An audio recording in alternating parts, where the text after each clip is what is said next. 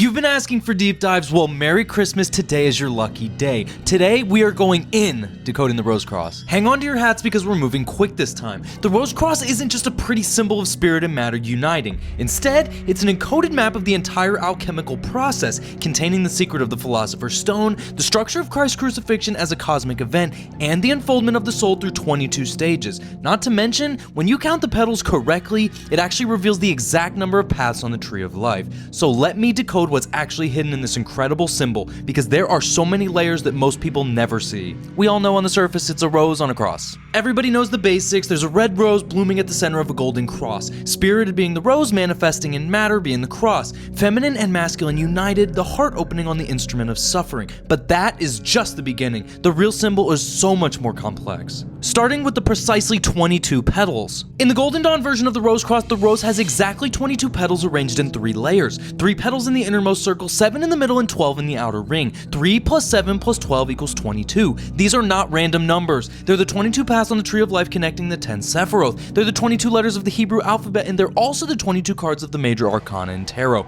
The rose is literally showing you the complete structure of consciousness unfoldment. Every stage from material ignorance to divine union, all encoded in petal arrangement. I bet you never heard of the 3 mother letters either. The 3 inner petals represent the 3 mother letters in Hebrew, Aleph, Mem, and Shin, also known as air, fire, and water. These are the primary elements from which all else emerges. Aleph is breath, spirit, and the first letter also the beginning, while Mem is the water, the womb, dissolution, and the container. But Shin is fire, transformation, and the consuming flame. Place these 3 at the heart of the rose and you're saying all transformation begins with these primal forces at the center of consciousness. Then we have the 7 planetary petals. The middle ring of 7 petals represents the 7 classical planets, the Sun, Moon, Mercury, Venus, Mars, Jupiter, and Saturn. These correspond to the 7 lower Sephiroth on the Tree of Life, the 7 days of creation, the 7 chakras, and the 7 stages of alchemical work. Each petal is a planetary initiation. You must pass through all 7 spheres to reach the center. This is the same journey that the soul takes after death in Gnostic teaching, ascending past the 7 archons to reach the 8th sphere and freedom. The 7 petals are also the 7 seals in Revelation, the 7 locks that must be opened for the scroll to be read and for the mystery to truly be revealed. And finally, we have the 12 zodiac petals.